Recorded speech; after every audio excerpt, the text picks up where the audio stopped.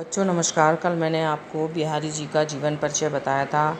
अब मैं उनके द्वारा रचित दोहे पढ़ाऊंगी। तो सबसे पहले दोहा पढ़ने से पहले हम संदर्भ लिखना है। प्रस्तुत दोहा हमारी पाठ्य पुस्तक काव्यखंड के सत्सई नामक ग्रंथ के भक्ति नामक पाठ से लिया गया है। इसके कवि बिहारी जी हैं। पहला दोहा है, मेरी भव बाधा हरो राधा नागरी सोय, जातन की झाई परे श्याम हरित दुति होई।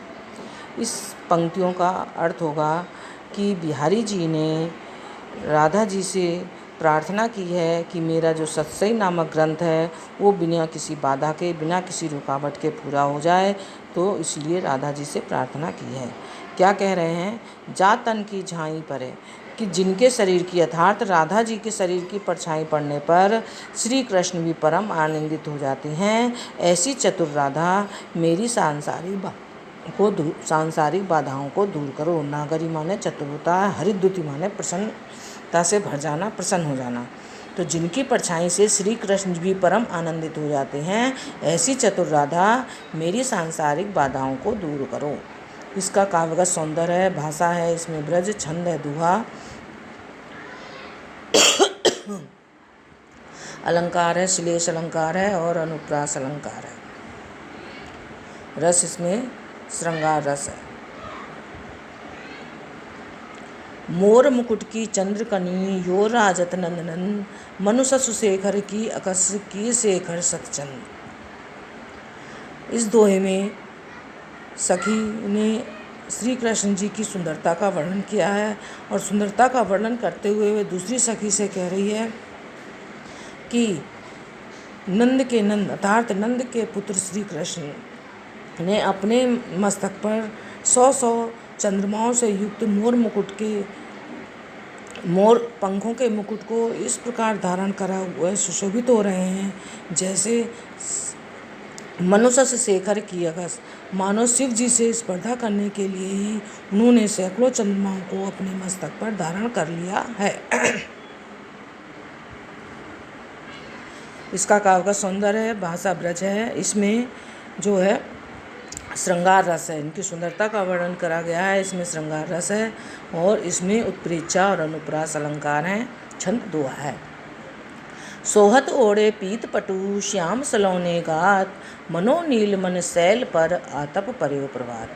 इसमें उनके वस्त्रों की, इस दोहे में श्री कृष्ण जी के वस्त्रों की सुंदरता का वर्णन एक सखी दूसरी सखी से करती हुई कह रही है कि श्री कृष्ण अपने सलोने शरीर पर, सामने शरीर पर पीले वस्त्र पहने हुए ऐसे सुशोभित हो रहे हैं जैसे ऐसा लग रहा है मानो नील पड़ी पर्वत पर प्रातःकाल सूर्य की किरणें पड़ रही हों, क्योंकि सूर्य की किरणें पीली होती हैं और पर्वत नीला है। उसी प्रकार श्री कृष्ण का शरीर नीला है, सांवला है और उन पर पीले वस्त्र सुशोभित हैं। इसलिए इसमें भी उत्प्रेक्षा और अनुप्रास अलंकार हैं, भाषा ब्रज है, श्रृंगार रस है और छंद दोहा है।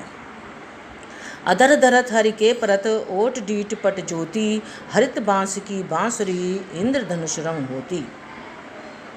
प्रस्तुत दोहे में बांसुरी की सुंदरता का वर्णन करा गया है। तो सखी क्या कह रही है? अधर धरत हरि के परत, अधरों पर रखते ही श्री कृष्ण की जो बांसुरी है वो होठ, दृष्टि और पीले वस्त्रों की ज्योति से वह हरे रंग की बांसुरी इंद्रधनुष के रंग की हो जाती है। अर्थात इसका मतलब ये है कि होठों की जो लालिमा पड़ती है और दृष्टि की जो श्यामलता पड़ती है और पीले वस्त्र की जो पीतमा का रंग हरे रंग की बांसुरी पर पड़ता है, तो ये चारों रंग मिलकर विविध रंग का रूप धारण कर लेते हैं, अर्थात इंद्रधनुष बन जाता है। इसमें भी श्रृंगार रस है और भाषा ब्रज है, छंद दोहा है और अलंकार अनुप्रास है। या अनुरागी चित्त की गत समझे नहीं कोई, ज्यों ज्यों बूढ़े श्याम रंग त्यों त्यों उज्ज्वल हुई। प्रस्तुत दोहे में बिहारी जी ने बताया है कि भगवान से प्रेम करने पर मन की जो मलिनताएं हैं, मन में जो दोष भरे हुए हैं, सब समाप्त हो जाते हैं। वो कह रहे हैं अनुरागी चित्त की, प्रेम से भरे हुए, अनुराग माने प्रेम से भरे हुए चित्त की सुंदरता को प्रेम से भरे हुए चित्त की गति के समझे नहीं कोई। प्रेम से भरे हुए चित्त की गति को समझा नहीं जा सकता, अर्थात इसकी गति बड़ी विचित्र होती है। क्यों? ज्यों ज्यों बूढ़े श्याम रंग, ज्यों ज्यों हम श्री कृष्ण के काले रंग के श्री कृष्ण के प्रेम में डूबते जाते हैं, त्यों त्यों हमारा मन उतना ही उज्जवल होता जाता है। कहाँ तो हम काले रंग वाले श्री कृष्ण के प्रेम में डूब रहे हैं और हमारा मन काले रंग की बजाय उज्जवल होता जा रहा है। इसीलिए कहा गया है कि अनुरागी चित्त की गति को समझा नहीं जा सकता। इसमें भाषा ब्रज है, रस शांत है, अनुप्रास अलंकार है, छंद दोहा है। तो लगु यामन सदन में हरि आवे की बाट, विकट जटे जो लगे निपट, खुटे न कपट कपाट। प्रस्तुत दोहे में बिहारी जी ने बताया है कि कपट को त्याग कर ही ईश्वर की प्राप्ति की जा सकती है। कि बिहारी जी कह रहे हैं कि जब तक दृढ़ता से हमारे अंदर कपट रूपी किवाड़ दृढ़ता से सदा सदा के लिए बंद रहेंगे, तब तक हमारे मन रूपी घर में भगवान किस रास्ते से आएंगे। अर्थात जब हमारे घर के दरवाजे बंद होते हैं तब कोई अंदर प्रवेश नहीं कर पाता। उसी प्रकार जब हमारे मन के अंदर कपट के किवाड़ लगे हुए हैं तो हमारे मन में भगवान किस प्रकार प्रवेश करेंगे। हमें भगवान का प्रवेश कराने के लिए कपट रूपी किवाड़ों को खोलना होगा। इसमें भक्ति रस है, छंद दोहा है और अनुप्रास अलंकार है, भाषा ब्रज है। जगत जनायो जी समनु, सो हरि जान्यो नाही, जो आँखिन सब देखिए, आँख न देखो जाही। प्रस्तुत दोहे में बिहारी जी ने बताया है कि हमें ईश्वर को पहचानना चाहिए। जगत जनायो जी सकलु, जिस ईश्वर के कारण हम सारे संसार को देख रहे हैं, जिस ईश्वर ने सारा संसार बनाया है, सारी संसार की वस्तुएं बनाई हैं, जिनके द्वारा हम सब चीज़ों को देख रहे हैं, लेकिन उस भगवान को ही हम नहीं जानते हैं जिसके द्वारा बनाई हुई सब चीज़ों को देख रहे हैं। ये उसी प्रकार बात हुई जिस प्रकार जो आँख इन सब देखिए, कि जिन आँखों से हम सब चीज़ देखते हैं लेकिन उन आँखों को अपनी उन आँखों से नहीं देख पाते हैं। इसमें भी भाषा ब्रज है, शांत रस है, अनुप्रास अलंकार है, छंद दोहा है। जप माला छापा तिलक, सरे न एको कामू, मन कांचे नाचे वृथा, सांचे सांचे रामू, सांचे राचे रामू। प्रस्तुत दोहे में बिहारी जी ने बताया है कि ईश्वर को प्राप्त करने के लिए बाहरी आडंबर का कोई स्थान नहीं है, अर्थात उनको सच्चे मन से ही प्राप्त किया जा सकता है। आडंबरों से, बाहरी आडंबरों का दिखावा करके हम उसे प्राप्त नहीं कर सकते। वो कह रहे हैं जप माला छापा तिलक।